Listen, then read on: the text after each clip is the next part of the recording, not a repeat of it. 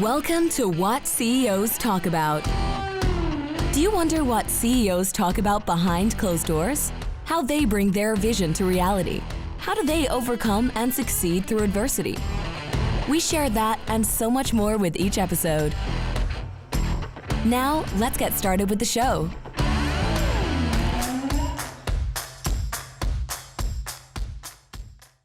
Good day, everybody, and welcome. Today is going to be a cash but yet deep episode. I am recording from my backyard, as you guys can see.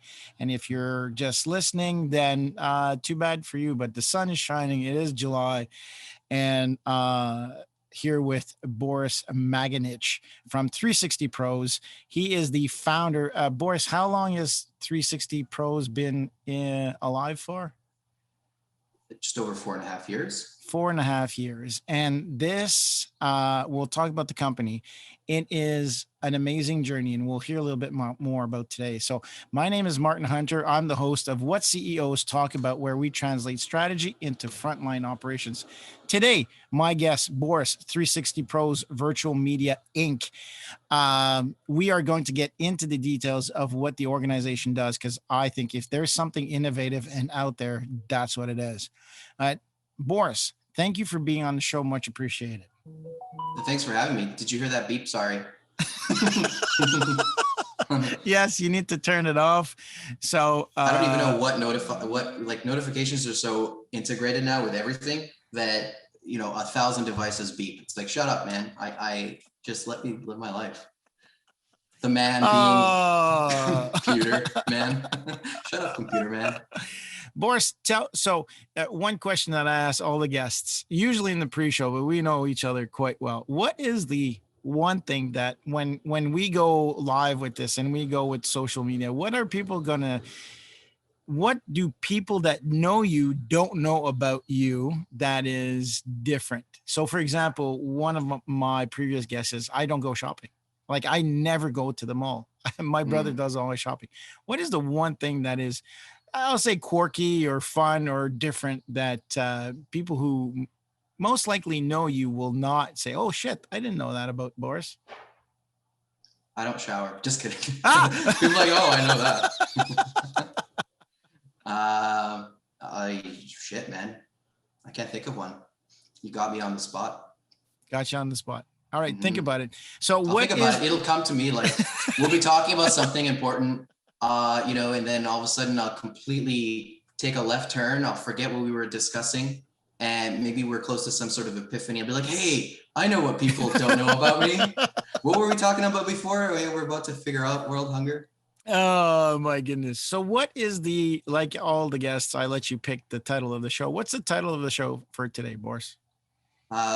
What business is a spiritual journey? Business is a spiritual journey. So or maybe even business as a spiritual journey. Business as a spiritual journey. I think that works. Metaphor, either way. Yeah, exactly. Yeah.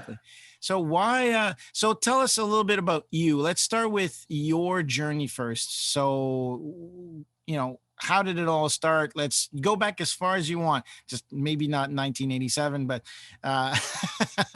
go down the path. Tell us your journey about yourself and you becoming a founder, an organization, and then how did 360 Pros come about? So tell us a bit about your journey. Sure, the origin story. I like this story. So I think there's maybe, when I say the story, there's like 3 seeds that were planted that led to the founding of 360 Pros. And the first seed, let's see if I remember the order correctly. Right. So I used to work in the film industry and IATSE, which a lot of people work for locally. It's just the North American or global even film union. And I was a member of construction, specifically in the sculpting department, because my father's an artist, painter, sculptor. I'm fairly creative, good with my hands, good with visualization and depth and stuff. So building set pieces with my hands. And what's nice about that kind of work is it can be fairly repetitive and monotonous, but you can listen to audiobooks and podcasts. And I did a lot of that. And anyways, that actually is a bit about the second seed. But let's say the first seed, I think it was after work, you know, I'm tired, watching a TV show.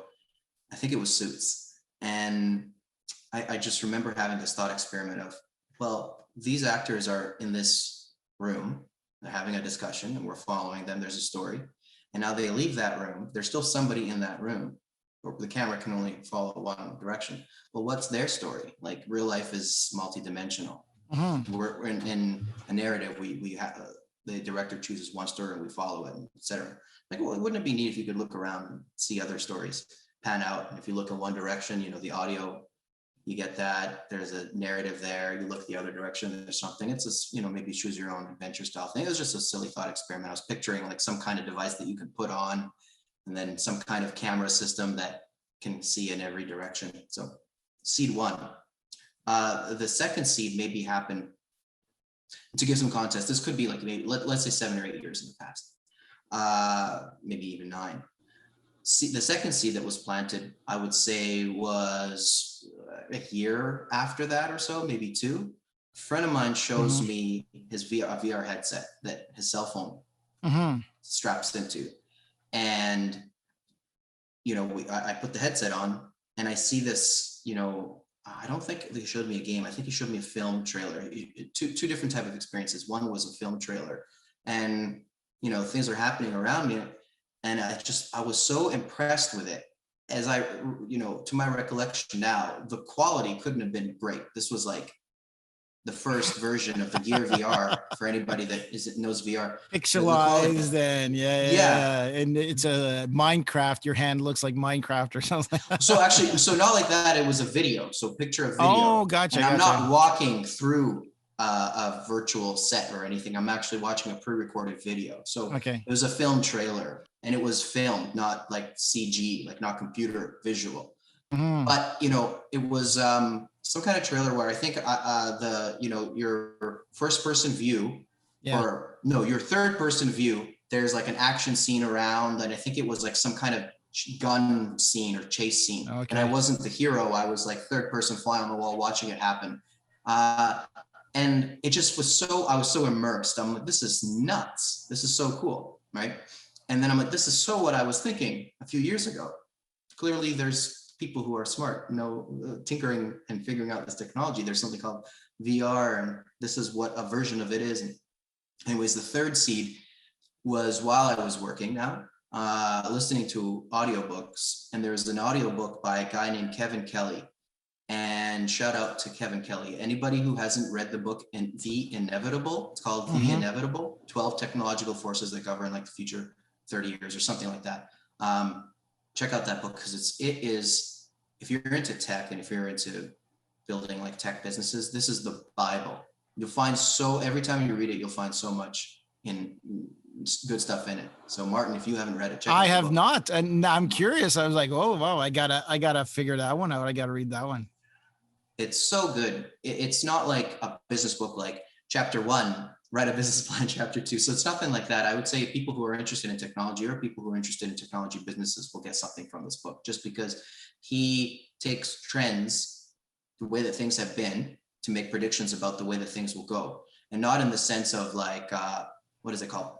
Like a prophet. Like he doesn't say, oh, Nike will create this sort of shoe. It's just like, this is the general trend. And the trends were moving, you know, one chapter was about we're not building physical goods because costs are nearing zero. So therefore we're going to be industry switching to service-based things. Another one is augmented reality and virtual reality. Another trend is screening. We're spending more time on screens. You know, the book's a few years old now. So these things are like, well, yeah, obviously. A big portion of the book was about artificial intelligence and what it actually is, machine learning style, AI and automation stuff. And there was a chapter about, it was 2 chapters, the chapter on AR, VR, and then also the chapter on things, business moving from from goods-based to service-based. And all of a sudden, you know that feeling, or I hear some like, I think of like a cheesy thing, like there's a moment in your, like everybody has one moment in their life, you know, you could miss it, but that moment could like change your life, some bullshit like that, you know, the crossroads. And I just had this feeling that I'm like, this realization that I need to start a business that incorporates some sort of VR element as a Yeah. service. Like I got to do this. This is what I got to do. And I was so excited. The fire that was lit in my belly, it was just such an exciting feeling. I can remember it. You know, I wanted to like phone my mom, phone my dad, like, hey, I just figured it out, you know. You're lucky because you're lucky because there's a lot of business owners and founders that can't actually recall when that happened, and it's quite because I ask the question often, when was it born? When it was born, and it's like kind of like it evolved and it creeped up on me, right? Yeah. And I like your version because there's actually a time and moment where you recognize, you go, man, like I got to put something together on that, where you realize the gap in service, or the service needed to be done, delivered, you know, the gap analysis, the needs analysis, call it whatever you want. And as I was like, oh shit, this is it. This, I got something here that I don't know if that's out there. So good on you for pinpointing that time in space where it was born. Well, you know, now in hindsight, when you say something like seeing that gap in need, et cetera, at that, you know, then I had no idea what the hell that even means, right? So when you say it was running off of intuition, it wasn't even intuition, it was dream, it was dreaming. I just saw that there was, because of how affected and impacted I was, and of course there's biases, because like I said, there's that almost like the breadcrumb trail, or those seeds that were planted. So of course I'm biased to these things that I realized. But I just thought this is going to be the future, a version of this, a version of VR or some kind of immersive experience, because of how impacted I was by wearing that VR headset. I mean, there's something to this. I don't know what the industry looks like. I have no clue. I just know that if I can be moved, then this can be used to move people. And if people can be moved, well, then they can make decisions better, or they can experience something, or they can be fulfilled, or they can get something that they don't have before. And you know, it was innocent. It was like, you know, some of the first VR experiences, and it's ironic, I don't put on a VR headset very often at all. I just imagine it as opposed to experience it now. But it was like, put on a headset to be able to go skiing in the Alps because I'm I don't know, paraplegic or something, or I just don't have the skills that a Olympic level skier or something can do. So now I can strap on the headset and see what that's like. To just, you know, experience based, to even thinking about, let's say exposure therapy, if you have some kind of PTSD, or if you have some kind of anxieties about certain things, or phobias. So there's some practical elements to that. So there's some therapeutic elements that I imagine. But it was more so, it was less that and more just like, this is really cool. What can I do with this? So it was like the technology came first as opposed to the need. That's all right. Maybe there was some intuition with the need, but the technology and the experience came first. So it was like the solution first, and then, okay, let's pair needs. And that's been a challenge throughout the years of like figuring out what the hell 360 Pros actually really is. Because I had done it this, I would say, backwards way.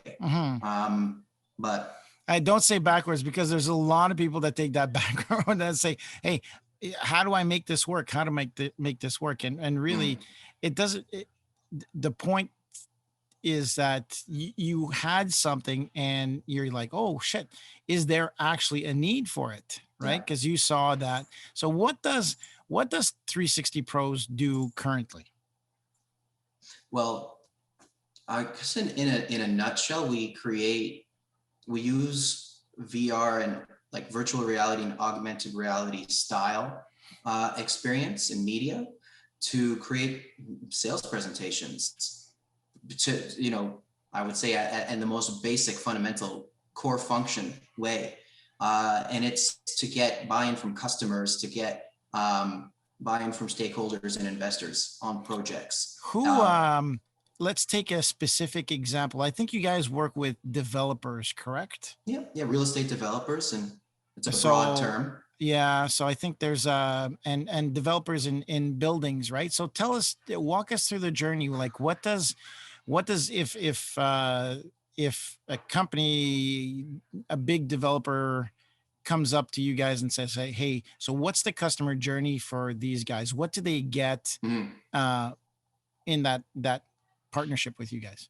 Sure. Well, sometimes, say if it's a developer or somebody that's manages or is in charge of physical facilities. Okay. So when we say real estate, the term real estate could mean many different things to different people. It could be the exchange of real estate. So then facilitating that, let's say sales, mortgage, or it could be the construction, the development, etc., rental, so many different things. But I would just say when you think of when we work in real estate, it's a broad sense. Anything that involves land and a facility that people need to show, and that facility can exist or it doesn't have to. So either we'll film it as it exists because they want to book the event space, or we'll recreate it digitally, or sorry, no, we'll create it digitally based on plans because they want to get investors or stakeholders on board. They want to get cities on board or get tenants, future tenants on board. But that's the best way to explain the product itself so people understand. The product itself is a sales presentation or a presentation in general so people can understand what something is to make better decisions faster. Okay, good. So then there's a product. So now how do we, to answer your question, if a developer comes, sometimes they'll just come and say, hey, we want a virtual tour of our presentation center. And they'll come with something in mind. And it's very specific and niche compared to really the spectrum of what we do. The other one can be, all right, we would like to use maybe a more broad question, like we would like to use virtual tours because we can't give physical access to our certain spaces that exist, like our presentation centers and our show homes, display homes. And we also, we're pre-leasing or pre-selling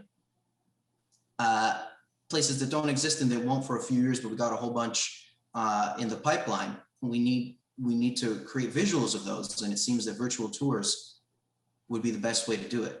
So what can you do for us? And if that's the case, our, let's say, full stop value offer to these types of clients, developer clients, when it comes to, engaging with the city and community about, let's say, rezoning a piece of land or developing a high rise or a, multi-family complex or whatever, there's certain steps that the developer needs to take even before they can start thinking of construction. So they need to see visuals. The city needs to see visuals, what it's going to look like. And so does the community. And they can have negotiations. So we can build visuals of things that don't exist yet based on their preliminary plans. And then you apply AR and VR around it. So one of the projects is Skyview. So basically you go and imagine, for those who are listening, imagine going on Google Maps, going at the building, around the building, in the building, looking at floor plans, clicking on it and looking at, hey, this place has got this. Take me to the gym, show you the gym. Schools, I'm assuming, facilities, right? What, I want to show my facility. I'm thinking about universities for students that come from abroad and go, hey, listen, here's a virtual tour of the school. So you don't get, I can think of real estate agents for high end, places that go, hey, listen, you don't have to fly down. I can show you a house in Vegas, for example, and say, hey, listen, you live in New York and you want to visit a place in Vegas and you were potentially purchasing. There's so many applications for this. It's just crazy. I can only think about Boris and I in the pre-show we're talking about. Yeah. So there's a car dealership. They want you to come into the dealership, experience the dealership, get into the car and have that experience of sitting in the car, maybe driving the car at speed. If it's a high speed car and you don't feel comfortable, there's so many applications. It is super, super, super cool as a product and a service. And I think everybody who has a physical presence or physical location that they want to market, I mean, this is the arrow in your quiver that's going to make the kill, in my opinion. I mean, your sales, somebody's ability to sell is very important. And if you want to have like a piece of marketing material, I mean, this is the cat's meow for sure. Totally. And when, we can talk about the facility and capturing spaces. Now that's like, I guess technically what we do is we capture existing real world spaces and recreate them virtually through VR. And I use the term, I'll say VR like, or augmented reality like experience, because they're developed for flat screen, like Google Street View. You can click on and it's an immersive experience. You're not putting on a VR headset. Yeah. I love the concept of VR. Don't get me wrong, because that's what really got me interested in the first place. But VR, these are 360 experiences, 360 and 3D experiences on a flat screen. You can go through and experience it as if you're there. If somebody has a VR headset, you can put one on, and our media works in VR as well, but it's mostly primarily used on screens. So I like to say VR-like, but we create the content. The technology we use is creating content, but really, when you mentioned that whole the car dealership, there is a journey through which a customer, maybe they're not a customer yet, a prospect becomes qualified to then, they go through the stages of customer development to then becoming a buyer. That's the journey through which we want to take the end user of our product, because we're a B2B to C service. So the end user has a job they want done. We want to be the facilitator and fulfiller of that job. So if it's a sports car, let's picture, I don't know, a Lotus or something, walking into the dealership, talking with a salesperson, looking at the car, seeing the specs, sitting inside, holding the steering wheel, and then taking it for a drive. There's something about that experience that sells the product. And then, of course, there's the brand itself. Okay, so Lotus, has a brand, or let's say Ferrari or someone has a brand, but you feel that the experience of going to the dealership, you're reminded of the brand. You see the branding, the colors, you see the car, it's exciting. So then you make that purchase if you have the money, especially from the test drive. But that experience, that there, you require one salesperson in one location at once. It's challenging to scale. So our vision, our goal is to be able to scale such an experience. Now, there's some things you can't do virtually, for sure. We all figure that out through going through COVID.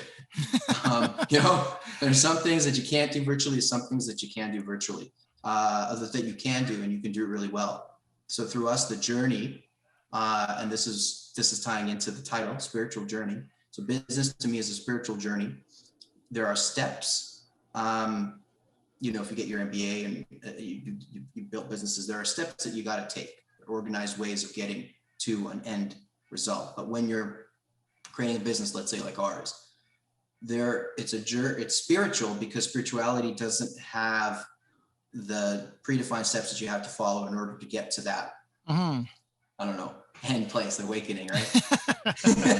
That's what we're looking for right now. We want to be able to fulfill this user journey on behalf of our clients, for their customers, their users, to be able to facilitate better sales, better jobs, better experiences, etc. So, I mean, let's get back to the title. When we talk about spirituality, is, when somebody purchases something, they purchase for their future being, how they see themselves. If I buy this is what's going to happen, right? Yeah. If I'm buying a new pair of hiking boots, it's because, my hiking boots are old. My feet might get wet. My knees might hurt. So I'm saying, well, if I buy this, my knees are not going to get hurt, and my feet are going to stay dry. So the same thing with this spiritual journey. Regardless of the journey, the spiritual journey is to say, well, what steps do I need to take to become this? And I think that too little people, and now business with this COVID and decentralization of these big companies and everybody getting onto that entrepreneurial journey, it is about becoming a better person. It is about, how do I become a better dad, a better husband, a better partner, whatever you want to choose. There's a path forward for education as well, because I think spirituality is about awareness, to not say. So what's your version? What's your take? Why did you choose that kind of title? The term spirituality? Yeah. Well, when I think of spirituality, we could compare it to, let's say, chaos and order. So chaos is the unknown. That's it. Chaos isn't a bad thing. It's just unknown, things you don't know. And order is what you do know. Follow in the books, follow the rules. A journey is hopping, let's say, you're hopping In and out. through steps of chaos, through order. And it now that I think of it, it really ties in the concept of a spiritual journey, because the customer is going through a spiritual journey in the sense of they're making a decision based on their emotion, right? Their emotion, their driver of their decisions is themselves, their spirit. And I don't mean spirit in the sense of like a ghost living inside you driving the wheel. I just mean, the sense of being, the sense of who you are as your spirit, right? And then, they could have that goal, that outcome, that desired outcome, which you speak of, which is, I have these boots, they hurt my knees. And now I would also add one more thing is, because I want to hike better, I need to get these boots because I picture myself being a better hiker. Yes. So you're buying, the job is the better hike. I want to have more enjoyable hikes. Therefore, I want to get these boots, etc. That's a spiritual journey right there. Why the hell do you want to hike in the first place? Okay, we don't have to dive down that rabbit hole. We can go why. Yeah. I like asking those whys. But that is a spiritual journey, right? But he has an end goal in mind. Sometimes you just don't have an end goal in mind. Then you're sort of floating down the river of chaos, and that's a challenging thing to do. But it's still a journey. It just might not be defined. Maybe the waves are throwing you around more. But then when you're going through chaos at a certain point, you're like, okay, well, I want some order. So I have this end goal. I want to hike better. Okay. So now you start pointing yourself in that direction.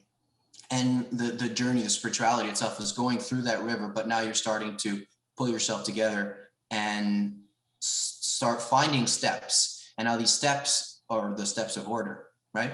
The steps you discover or you read about in a book or an audiobook, through a mentor, through going to school. And those help you do something more efficiently, right? And the journey itself is finding a balance between those two, because if you just follow order, you're not going to get anything new done. And maybe that's fine. That's okay. I guess for myself, that's not the steps that I take. That's why it's a journey. I want to discover something. So finding that balance between order and chaos, or spirit, is the spiritual, I guess, aspect of it. Yeah, the liberated, or the liberation, right? I for those who listen and watch, I'm all about the acronym that Tim Ferriss put out there. It's called DEAL: Direction, Elimination, Automation, Liberation. And ultimately, when you're following the footpath, when you've got order and you got a checklist, your head's down, right? Your head's down and you're looking down and you're following that checklist. So there's really no opportunity for discovery or curiosity. Or you can stumble upon it by accident. Yeah, by accident. Some awesome inventions come that way, but you're right. It's like, where do you innovate when you have your head down? Exactly. So the chaos is as needed so to your point, if you're, it just came to me as you're riding your raft down the river, right? If you've got order, and so I'm going to decide to row, right? That's order. And then, so that's order. So you're deciding to row. So you're facing backwards. You don't know what's in front of you, and you kind of see what's on the shores, but only from the perception of looking in one way backward, maybe glancing left or right. If you let chaos take you, most likely the drag, the wind will bring you sideways, and then the current will change you. And now the focus is really, even if you keep your eyes straight, you're going to see the river in different angles and different lights at different times, and therefore be able to discover and appreciate the journey more than the activity. Am I rowing to row to stay fit or to get to somewhere? Where the spiritual way is just to let yourself float and live the experience. And I think that too little people, there's a lot of things on social media. You're an entrepreneur, get shit done, work hard, rah, rah, rah, rah, rah, rah, rah. And they forget to appreciate the journey. And I think that is a critical component that you've highlighted right there. Well, as we're talking right now, like the ideas come to mind, and then, if I want to put some attention to them, I work them out. And the way that I work them out, as you've identified through conversations in the past, is by talking. So I'm figuring it out as I speak it right now. So I think what I mean by business as a spiritual journey, the journey requires some form of an idea of an endpoint. I want to make a discovery. So if you're floating down, you could float down the river of chaos. Let's use that metaphor. Yeah. Sounds so religious or something. But it's so cool though. It is pretty cool in my opinion. I can picture it, right? And you're being thrown around by the current and the rapids. That's not a journey. You're in hell then. Am I gonna fall over? Am I gonna drown? Like, I'm holding on for dear life, right? Yeah. But then you start rowing. And I would say, why you start rowing might not even be necessary, but then you start rowing and then you start paying attention to things, then you start finding some forms of order. Now you're on a journey. So you could be lost for a long time on the river. And then it's not really a journey, or maybe it was the start of one that you weren't even aware of yet. It hasn't entered your conscious yet, but then you start organizing things that you find within chaos. That to me is the journey. Going through the chaos, finding things, organizing them. Maybe you organized floating logs and you jumped upon them. Maybe you don't even have a raft. You're just floating down this river, and then you find a log, you jump on it. You build a raft. Your first sense of order. You build your raft, then you build an oar, and then you go on, right? And then I'll stop diving down that rabbit hole. But I think it's worthwhile talking, because there's so many business analogies, right? When you started your business, you said, I've got an idea. How do I monetize the idea is the second point. Is there a need for that? So you get, I got a great idea. Now you realize, oh, there is a need for that of monetize. So that journey takes you there.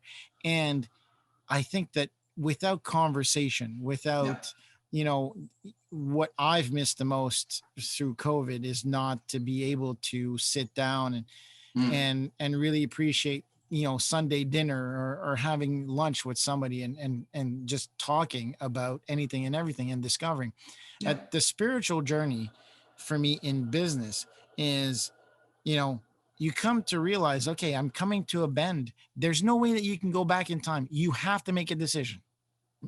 You have to make a decision. Do I go left? Do I go right? Right? There's a why, and then you make that decision. And now you realize that, okay, so now every time I go left, there's always something left because it's south facing or whatever it is. Then you come to realize, well, maybe I should go right again. So same thing with business. I think that there's the benefit of trial and error, which people call failing. And I don't like the term fail. I prefer trial and error. So you trial it. Is it enabling or is it creating more risk, right? Depending on the situation that you have. And I think that is something that is not well balanced in the entrepreneur world. Too many go fail, fail, fail, fail, fail, fail, fail. Well, you can keep on failing if you don't learn from it, if you don't take the time, as you say, well, what's the end goal? How do I want to use it? There's continuous improvement process that is plan, do, track, adjust. Now you're applying a framework to chaos. So it's back to order. So living kind of in both worlds, to your point, is critical on the journey of building your business. Mm-hmm. And that I think that spiritual journey for business is to say, well, and Boris and I were talking earlier on about mergers and acquisition. When is the right time as a founder to stay on or stay off, right? What decisions, what tools are you going to make? Why do you got to do it? What's the point? You're like, what is the, the framework for you to make a decision? What are the financial, what is pointing towards, let's say, coming up with a valuation? Do you make that decision before the valuation or an offer comes in? You're like, well, I don't even know what the hell your $10 million offer, what's that based on? And what's that related to? Does that mean that the business has a valuation of 100 mil and, you get a good deal right now and I'm less wise one, or, so finding, the metrics against which to gauge those kinds of decisions is, at least for myself, let's say, this is the journey aspect of it, because I don't have an MBA and I didn't go to school for business. I just figured this out by floating on a raft and also having a figure it out, like put the gloves on and go do and talk to people, be curious, right? well, there's things I don't know. So then let me learn that. So then you start, and it ties in with your discussions on Sunday, dinner. These are your family, the people that you already know, but you still discover something new through a discussion that maybe you didn't know about them before. For myself, the things that I didn't know, I looked to podcasts, I looked to groups on like Facebook or different sort of social media type things, and looked on tutorials and learned how to do it. And then that was part of that journey, leaning on the people who had the expertise in something to figure out how to get something done, right? So you have an idea, and you're open to discovery, and that's your openness to chaos. But then you start meeting people who are, let's say, even people who are like-minded, right? So then these like-minded people are, let's say, you can call that networking or whatever. They help you go along that journey, and then you're discovering, and then you're creating order. So you meet somebody, they help you put some order to it. You see a little bit more clearly what's in front of you down the river, and then you kind of keep going down that route. And I think with a lack of, let's say, experience, because 4.5 years, it's not a long time compared to some people at 20, 30 plus years of experience building businesses, selling businesses, this and that. What I've learned and what I'm learning is like the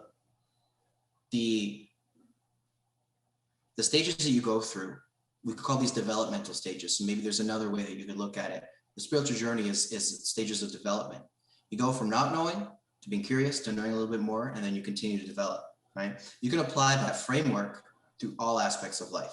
Absolutely. Maybe this is why I like to call it a spiritual journey, because anybody that's in business should be thinking this way, no matter how much you know, because there's always something you can discover. If you have 30 years of experience, 35, 40 years of experiences, but you got your head down, because now you have only process, you could benefit a lot from jumping into the river.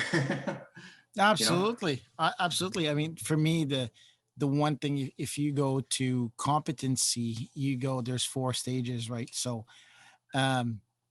consciously incompetent, then you go to so you don't know how to do something. That's number 1. Then Before that, you're subconsciously yes, incompetent. so Earlier. competent and so consciously and inconsciously, and I'm going to try to get this right because there's too many words. Okay. So when you start your journey, you're unconsciously incompetent. So you don't Yes. know what you don't know.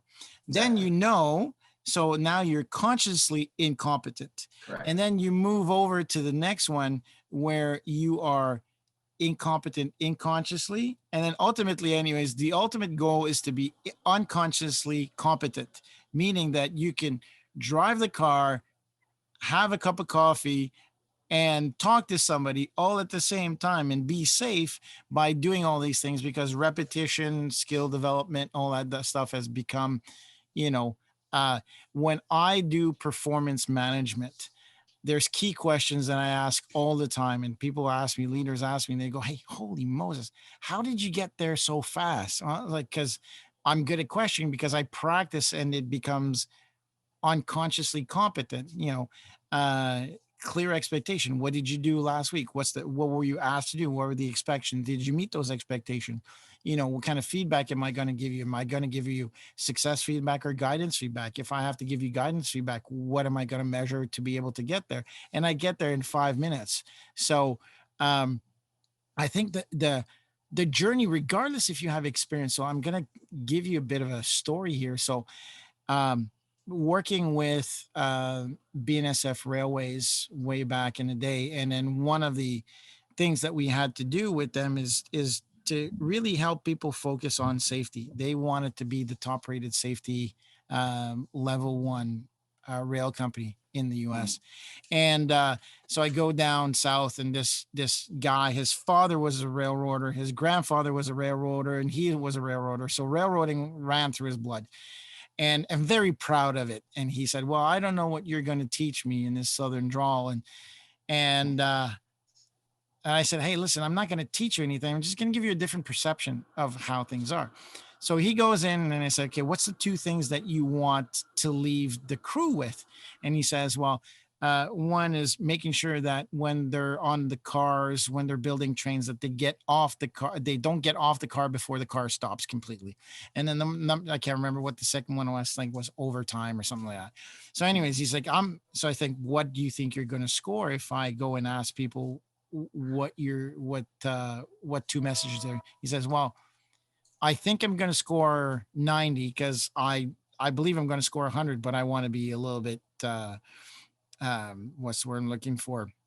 Uh, kind and respectful to what you bring to the table. So, anyways, we go in. It takes 20 minutes to deliver the message. I bring 2 sticky notes. I give 2 sticky notes to the 10 people that were there, and it's okay. Now that Mr. X is gone, here, what are the 2 key messages? And so I collected those, came back, and I showed him, and I said, okay, what do you think you scored? And he says, again, I think I scored 90. I'm just going to be,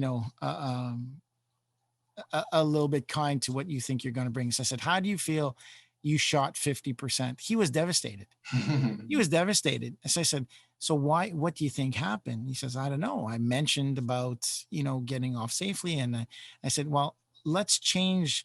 What you did is you did a little bit of context. You put the meat in the middle, you put the 2 comments, and then you left it open for questions. So they lost focus. So let's change the framework. So we went in, we said, here's what you need to do. Here's how you're going to do it. And then at the end, you're going to talk about these 2 key points. And I did the same exercise, and he shot 100% with another group.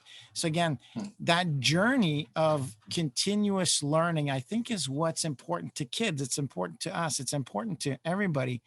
At what time? Because I think one of your core values is really good, the sense of wonder. We have Ignite Curiosity at URGEO. And so I think that sense of wonder should be part of your spiritual journey. If you're in your business and you stop being curious, you stop wondering, what are you doing? Right? Do you think you're that good? I mean, like I said, I love your core values of wonder, right? And core value of wonder also goes in with 2 other ones, which are candor and humility. And the humility aspect is, okay, one thing that I'm learning, and this maybe is tied to just as being, mid-30s and to be in that stage of development, having a family, introspection and curiosity. People are very tied to their ego. All right. So they're tied to their ideas, when really it's like, well, no, ideas, you happen upon them. How much control do you really have of what comes to mind? It just happens. Right. So appreciate that and know that maybe an idea comes or an action comes, or you react to something, you fuck up. So you made a mistake. Or the other thing is, like, maybe with this gentleman, he's been doing it for so long that he's going through the motions and he has tons of experience. He doesn't realize that, hey, it's actually not connecting. So then when he finds out it's not connecting, that can hurt. If you can detach from that, that's a really good thing. So that's humility, being able to detach from, or I wouldn't even say maybe so much detach from, but own up to when you didn't do something good and being able to discuss it. And then candor is being able to tell people. Candor can go both ways. So the candor is, if you fucked up, maybe inside you won't tell anybody. Right. So maybe that's okay. I guess that's not humility. That's external humility. You score a 0 on. You tell somebody and you're candid about it. Then to me, those are just really good ways of floating down that river, finding the order that you need in order to keep you afloat and getting maybe to where you want to go faster compared to not. Right. Because again, like, too much chaos, you don't get anything done. Maybe you'll have fun. Well, too much of balance. Balance is key, right? The yin and yang is critical to that. And I think that, as you had mentioned, I think there's not enough, with all the PC that's going around, there's not enough honesty. And I think being honest is more important than being PC. And without being disrespectful, if you treat people with kindness and respect and saying, hey, Boris, what you did there is really causes risk within the organization. Well, I didn't realize that. Feedback is a gift. Conversation is a gift. Democracy was built on discussion. And Yeah. too many people are afraid. They same thing, you know, with hiring and firing, most likely with firing people. Like, shame on you if you get to a point where you have to fire somebody. You've not provided that person the right tool, or you didn't hire them properly, right? You didn't hire them for success. You knew that, oh, maybe they're not the right candidate, but let's give them a shot, right? Is that fair to them? Is that fair to you? Is that fair to the coworkers, right? So that honesty with yourself and with others is critical. And if you treat everybody on the same level, you don't treat them better than you or worse than you. You treat them Yeah. like the way that you want to be treated. And that has nothing to do with religion and has everything to do with being a normal human being. Yeah. You So don't have to be Christian. You don't have to be Muslim. Um, you don't have to be Buddhist to realize that you should treat people the way that you want to be treated. And it happens with kids. You have little kids, they steal something or they grab something from somebody else. You don't even have to tell them. Inherently, DNA wise, they know that it's not the right thing to do. So I think that that candor core value that you have is, I mean, it's spiritual in its way. And you want to talk about, now that I'm talking about it, you know, core values are what? They're the demonstration of the process of how you want to be on a day-to-day basis within the organization. If that's not a spiritual way of being, you say, this is how I want you to act, right? The 10 commandments, thou shalt not steal, thou shalt not murder. You know, they're the same things those as, are values. they're the same values that you put on the wall. Why should it be treated any differently? So I think your topic is very accurate.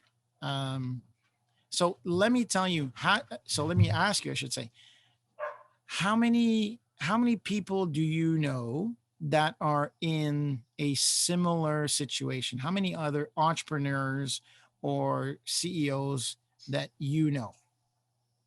Not too many. I'd Not like to too know many. more. Yeah. You'd like to know more? Yeah. I mean, of course, Who? there's the people within our organization and some people that we know, but there's not a whole lot.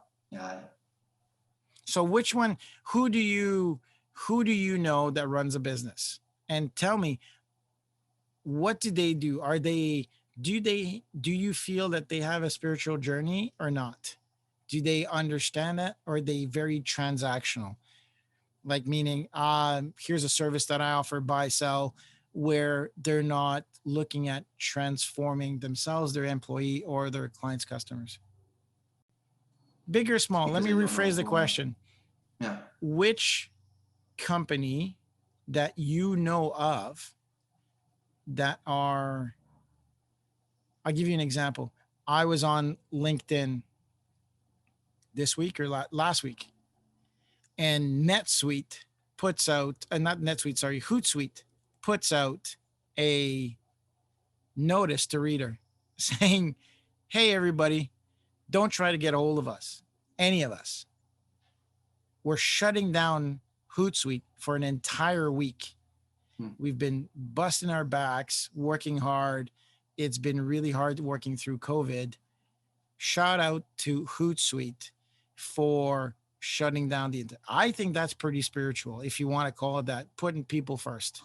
Um, Now, I don't know what they've done before, to if they've cracked the whip so hard that most people left and they were forced to do that. I hope not. Uh, so what is there a company that you know of? It doesn't have to be, specifically, that you know of, that would say, these guys are role models in what I'm thinking about when I think about spiritual path or spiritual way of doing business.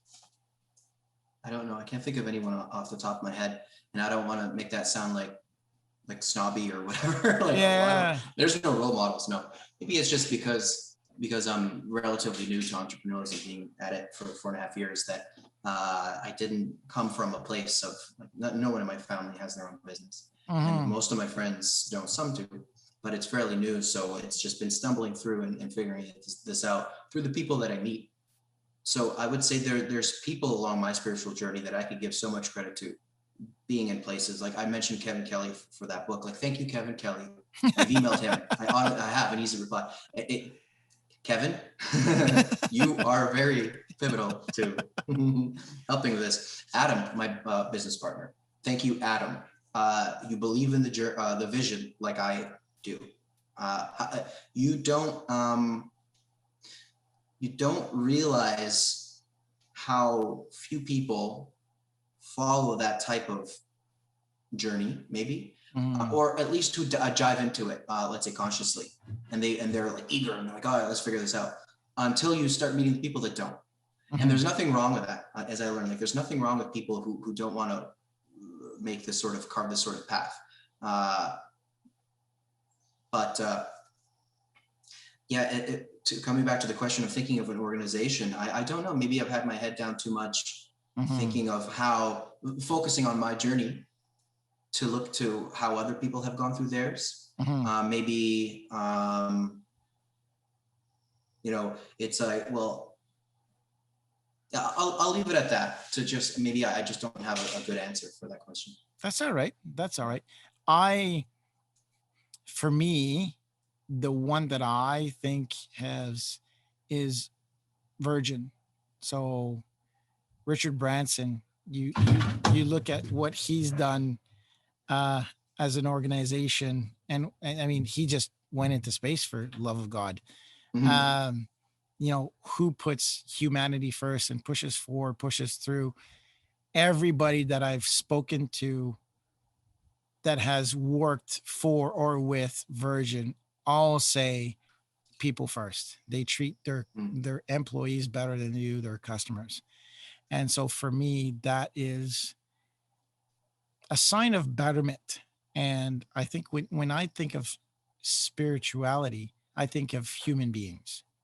I don't think I think of the environment, the nature, but it's really our ability to project ourselves, right? We are conscious beings, and therefore our ability to project ourselves on what good and philosophy is critical. I mean, my spiritual journey is through stoicism. So I'm a big stoic. I believe in justice, courage, temperance, and wisdom. And so those key fundamental apply to business as well. Like but they all apply to interaction. So sorry to interrupt. It froze for a second. So I heard you say stoicism. What were the ones in between that you said? Stoicism. Oh, so stoicism has as 4 pillars. So you have justice, you have courage, wisdom, and temperance. Those are the 4 pillars, the 4 key values of that. And when you think of a business, and unless robots and AI take over yet, 95% of business use 95% human beings to deliver their products or their services. Or so human beings are the recipient of their products and services. Or exactly. And there's an emotion component of purchasing, meaning that if you're putting emotions and dictation on mindset, I think having a spiritual mindset to say, what's your purpose of your business? What are you looking to achieve?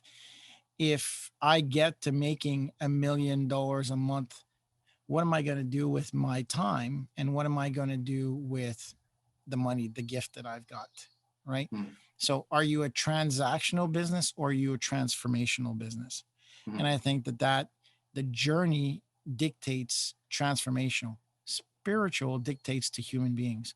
So I think your topic is very accurate, very timely, and very appropriate for business to say, hey, how am I mean, Simon Sinek drops this all the time, right? 51% people, 49% profit. If you're just 1% more, just when crunch time comes, it's always going to be the people that win in that decision. So yeah, that I think that's a wonderful topic. So give us another. So you had that one book. What's another piece of reference that you find very useful going back to constantly? Maybe thinking of like, let's say influences, because there's lots of influences, so many influences. And even when you ask the question of businesses, like I couldn't think off the top of my head. I thought maybe like a small micro business, or I just couldn't think of something. But when you mentioned Virgin, I'm like, oh, okay. So any style of business. There's been times where I'm like, oh yeah, here's a good example of business that gives a crap about people. That's really fantastic, or et cetera, et cetera. It seems that I don't know too much, but it seems that, like, let's say Monday.com have something pretty damn good going on over there.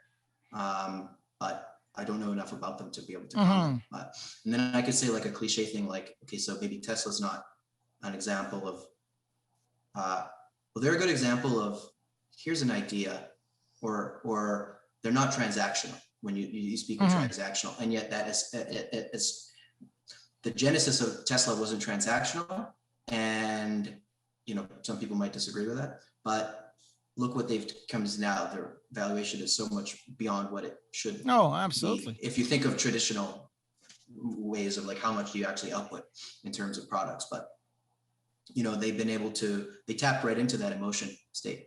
And people, even the people who are transactional in their decision making, there's an emotion driving that decision, not the other way around.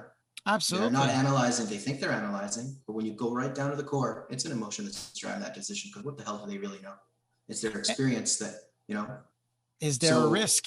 Is there a risk, right? And that emotional attachment is to risk. Their unconscious is calculating that. They're not. Yeah, absolutely. 100%. You are 100% correct. So just figuring that out is key. And so I like that concept of 51-49. Because of course, the financing and the structure is, well, if you don't have that, well, you're nowhere. It makes me think, you can apply structure. Now imagine this as a thought experiment. Apply structure, a sense of structure. Let's say we'll call it business structure because that's what we're talking about. And this would be operation structure specifically, the operations arm of a business. What if you apply structure to nothing at all, to pure chaos? Maybe nothing at all is the wrong aspect. Can you take structure and apply it to someone floating down the river that's just crazy, but there is no quite direction that they're aiming at? Or maybe the other way of asking that question is, how do you, let's say you as URGEO, decide there's potential, there's trajectory in this, let's say, company or business or entity that we're working with to get something done? How do you know when, hey, okay, this journey can be structured to create an output that is of value? And I don't mean value, whatever the hell value. Yeah, for sure. I mean, as soon as you apply one rule, then, I watched on YouTube this guy who does painting, punches a hole in a can over a canvas and just swings it, right? And then all of a sudden gravity, which is the one rule that applies, gravity against the volume, provides direction and moves the can. And all of a sudden you've got a great design that has the exact same distance between all of them. So as long as you apply one rule to it, chaos becomes this art form that is absolutely beautiful. For me, what amazes me to this day, and that freaks me out every time I think about it, when you plant a seed, how does it know to become a tree? What triggers it? Is it temperature? Is it humidity? Is it light? But if it is, how does this little piece of wood that is just minuscule knows to do what to do, when to do it? So I'll answer that question. It's because it's tried everything else and all else has failed except for what that is right now. And then that's like evolution, right? So that's the Darwin definition. Exactly. But I believe that. So that seems. How is that information captured in that one little seed? Yeah, it's crazy. It's like, it blows my mind. Yeah. I have a Japanese pear nishi tree that I in my backyard, and every morning is beyond me. I think about that all the time. I water it. How does it know to grow? Like, how does it know what to grow and what to grow? It's just, and then I think about the universe and how little we are, and it scares the shit out of me. And I just go, shit, I got to walk the dog. I got to change my mind. This scares the shit out of me. How little we are. And then it reminds me of. Go ahead. Sorry. Oh, I was going to say, this reminds me of a conversation that we had a few weeks ago. And what was it? It was something to do with, we were asking, well, why do people want to move forward instead of backwards? Or it was something along like, why do people, I think I might have even asked, why do people have the need to, it's to do with legacy. Why do people want to have a legacy beyond their life?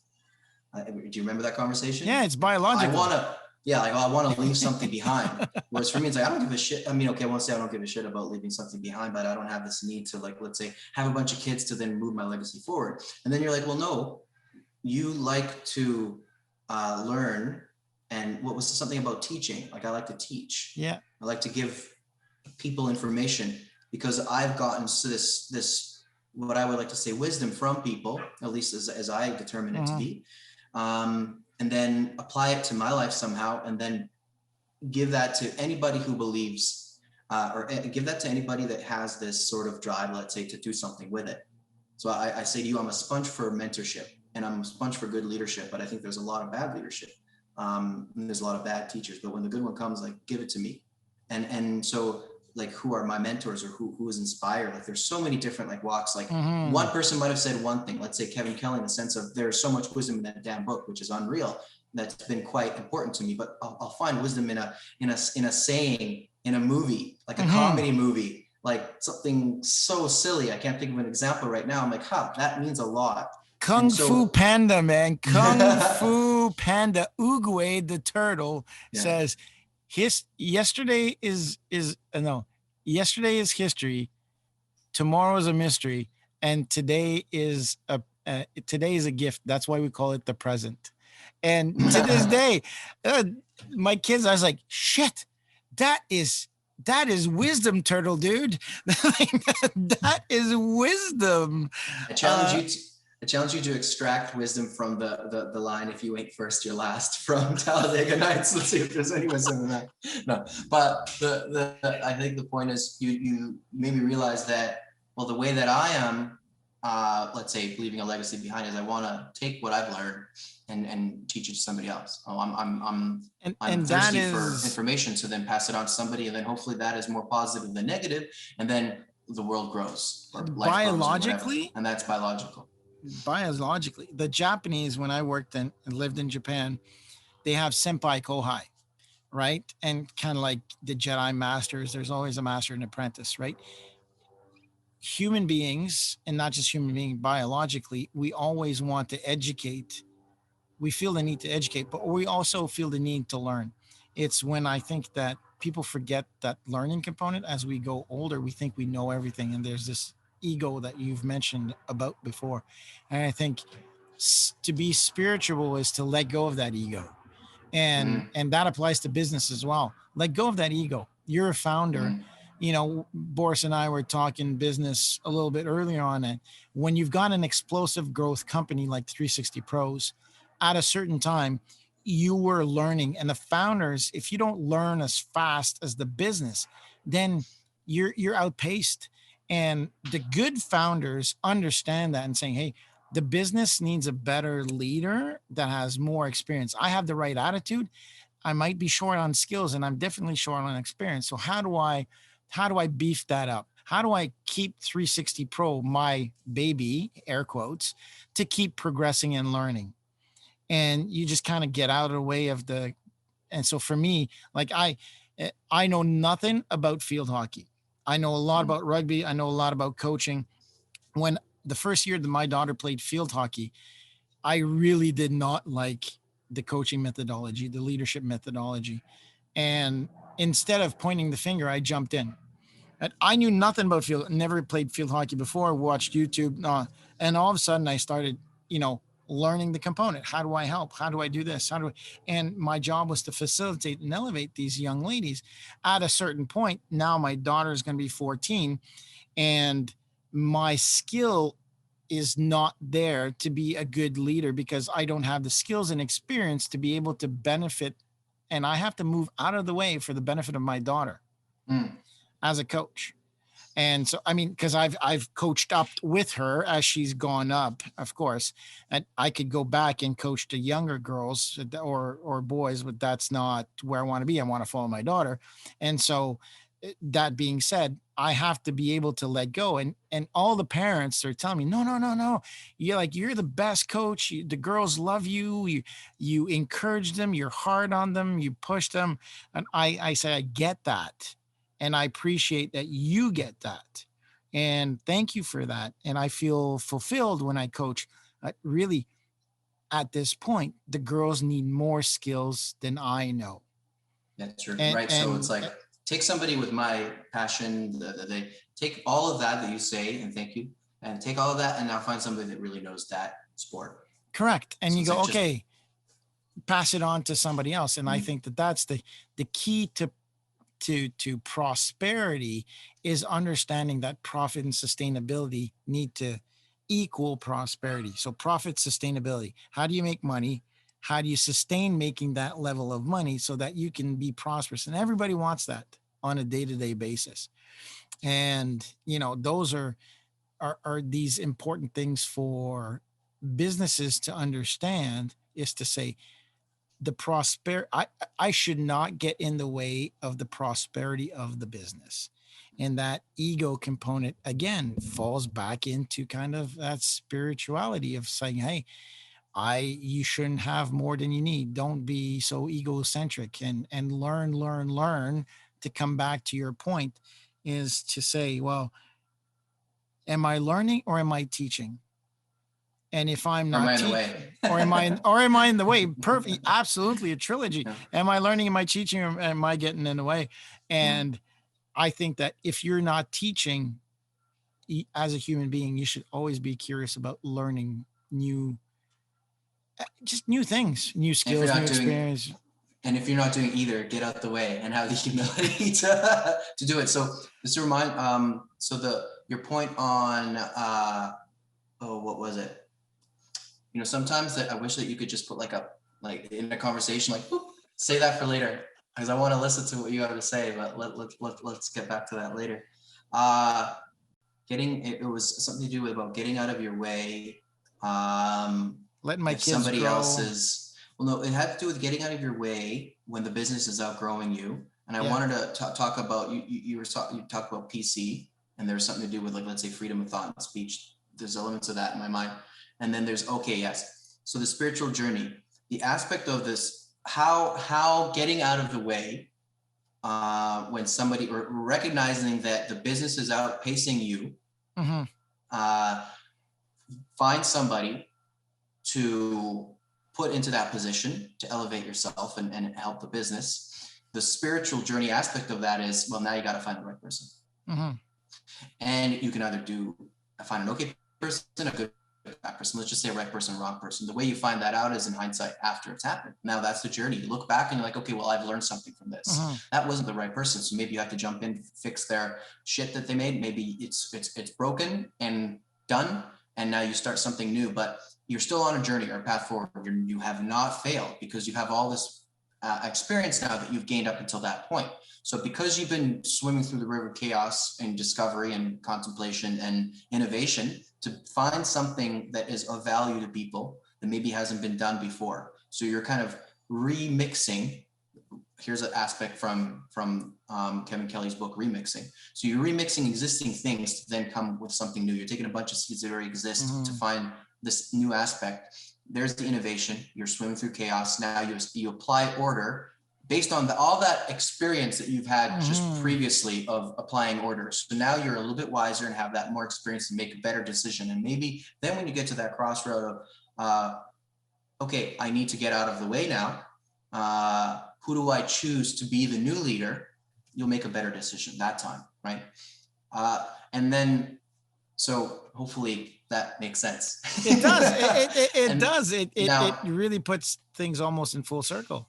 And now the other thing that you just talked about PC and our PC culture right now, and is the antithesis to, I'm adding this, is the antithesis to progress in some ways. And I want to say that you already said it. Don't say certain things, or say them. Like you'll say a racial slur, face the consequences. Those aren't going to be good.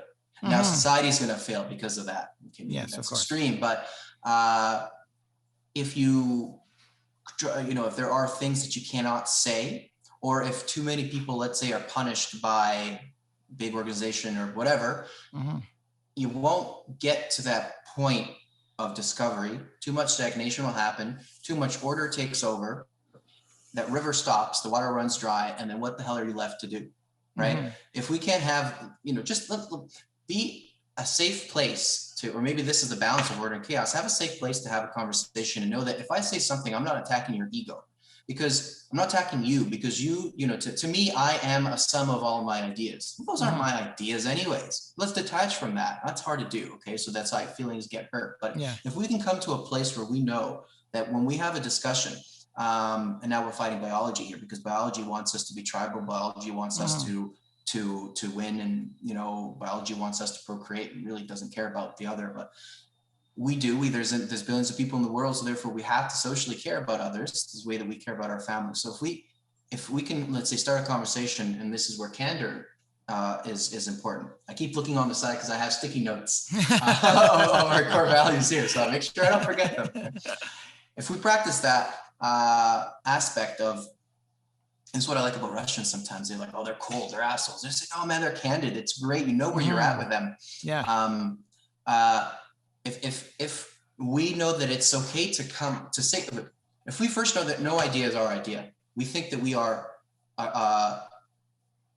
the accumulation of all of our ideas, but those ideas we just happened upon. So we associate with that. There's our ego, that's us. If we can disassociate with that enough to be able to be allowed to be criticized and know that someone's conversation, someone's critique of my thought, it's not an attack on me, because that's not me who even came up with that thought in the first place. And then have that conversation, have the willingness to have that conversation. It's like, what the hell do you actually mean by having that critique of me? Or what do you really mean by, let's say you're conservative and I'm liberal. Well, why do you have that thought?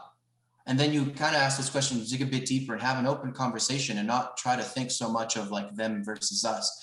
Like, oh, cool, we actually agree more than we do. Or what initially seemed like something that was, oh, that could come up, that sounds racist, or that's ignorant, or why are you saying that? You're such an asshole. Like, that's not PC. It's like, oh, you didn't mean that at all. And then you have this place that you can have progress. I can give a clear example. There was a situation where in the news, there was somebody who wanted to be identified as binary, them, they. Binary part. Thank you very much. No. What does that mean? Binary? Oh, well, exactly. So they don't want to be identified as he, she, or okay. So I'm curious. So I asked my wife, I said, why do you think that is?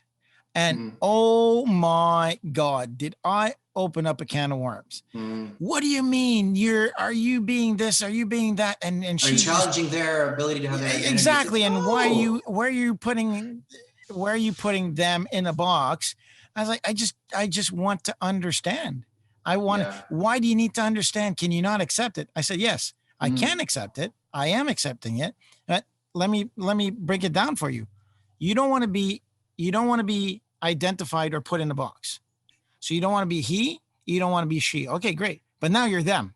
That's a box. Well, no, that's not how it works. Well, yes, it is. You people need to be identified.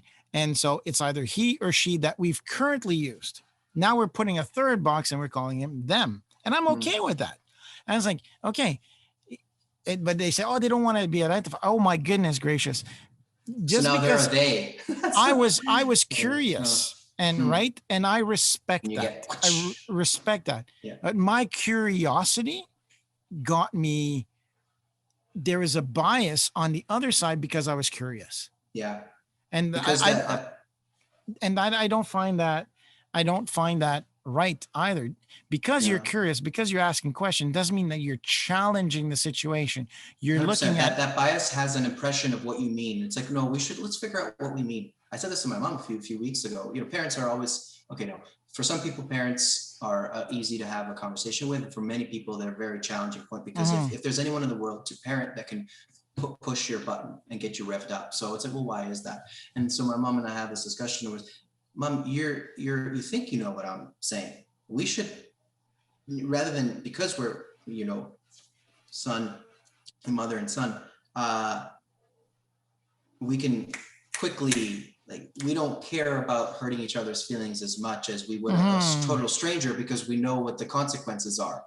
And we're willing to risk that. Whereas with a stranger, you won't be as candid, right? So we'll finish sentences and soon we know what we're thinking, where it's like, oh, you don't know. Our job as conversationalists to make sure that we understand what each other means, so we can be on that platform. It's like, I know what you mean, you know what I mean, I know that you know what I mean, and then we can converse from there. So in that sense, the bias was, you're questioning this, therefore you're challenging this, and therefore that's bad. No, it's like that. I don't think that's not what you're doing. So let's train people, maybe not train people, but let's too much PC doesn't even get us to the point of where we can even discover, well, why is it bad that I was like, maybe a percentage of me questioning this was me challenging it. And why is it bad? Well, explain it to me. Now I know. Well, thank you. Now I'm better. So by jumping into the hot water of a topic, then you're, let's say, liberated in a sense of, I'm a little woker now, because, okay, that's why that exists. And then you can make the decision, okay, you know what? I know a bit about history, and I know a bit about how the past has gone. And now I know this information now. I'm going to challenge that, because you know what? I don't think that's a smart idea. And I'm not saying that not letting somebody call themselves they is that's not my example at all. I'm talking in general. Absolutely. And it's okay to disagree. And that's what a lot of people don't understand. It's okay to have a different point of view. Yeah, that's it doesn't mean that you disrespect them. It's just like, well, and to bring it kind of full circle, is that spirituality is about learning and growing, in my opinion. To be spiritual is to empty your cup, right? Empty your cup every time that you get the chance to, so that you can learn something else. Show up at a meeting with the mindset that you're wrong. And that openness is what creates growth, collaboration, encouragement. I mean, when you think about spiritual, you think of a nice person. You think of a person who is kind, who is posed. And I mean, associate that with leadership in a business, where you listen to everybody and you take people in consideration, but yet you have certain rules that you don't bend. And that's about spirituality. And so there are certain guidelines that you just won't break. And so, like, how better way to close this conversation out by saying, you know what Boris was saying about being able to ask questions and be curious, is what kids do, and they're on a journey as well. So I mean, I think we can go on forever, but what you just said there just kind of made me go, wow, whoop, full circle on where all of this started. Well, Boris, how can people get a hold of you? Are you okay with people getting a hold of you? Yeah, sure. LinkedIn? Yeah, look me up on LinkedIn, Boris Maganich. Go to 360pros.net and just drop a line there. Yeah, I don't go on Instagram or really Twitter. Yeah, no. I try to not. I mean, if you want to get a hold of me, get a hold of Martin. He'll hook us up. Yeah. One thing you had asked, like, who are some people that I listen to, or that gives them a sort of influence? There's a few podcasts that I listen to that I think are pretty cool for people to check out. Like, okay, so Neil deGrasse Tyson from Star Talk. Yeah, awesome. I think he's got some, it's a show about, he's an astrophysicist, but man, he is deep and wise. His ability, very deep and wise and centered. His ability to rationalize things and educate you. You're smart when you can take astrophysics and make it simple for you to understand. You're like, Lord, old thundering mighty, you are a smart person. Yeah. I agree.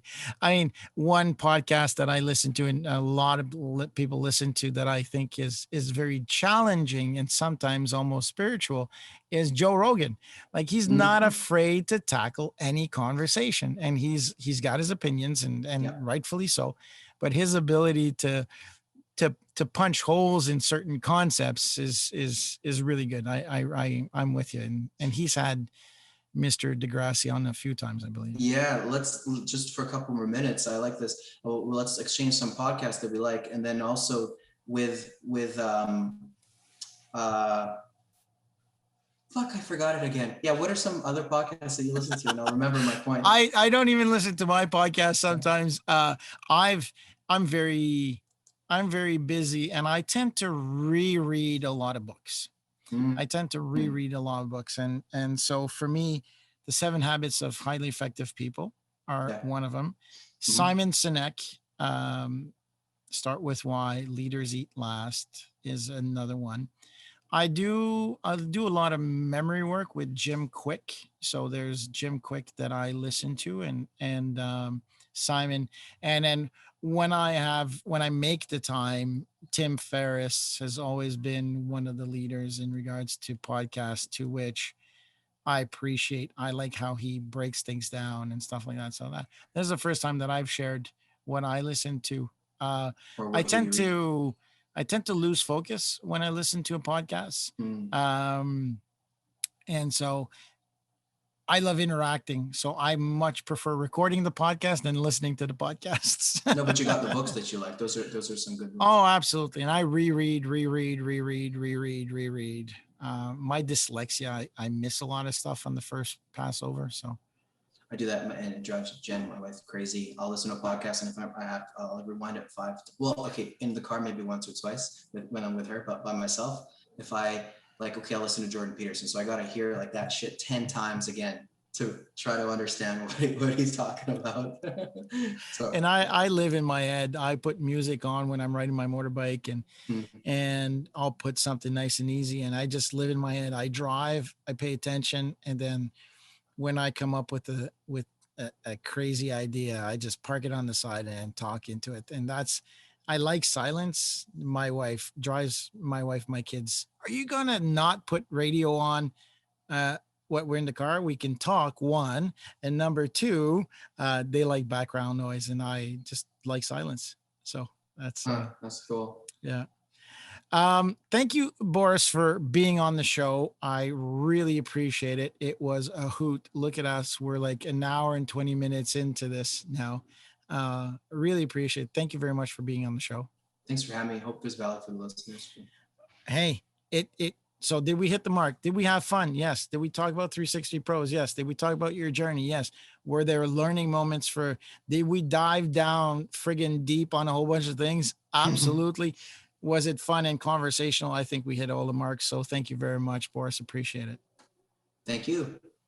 All right. With that said, my name is Martin Hunter. I am the host of What CEOs Talk About. Please like, subscribe, and whatever marketing team tells you to do.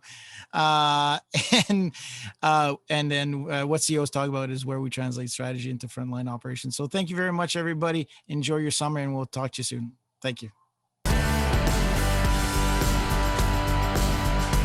Thanks for tuning in to What CEOs Talk About. Make sure to click subscribe to get notified about future episodes, or check us out at www.whatceostalkabout.com.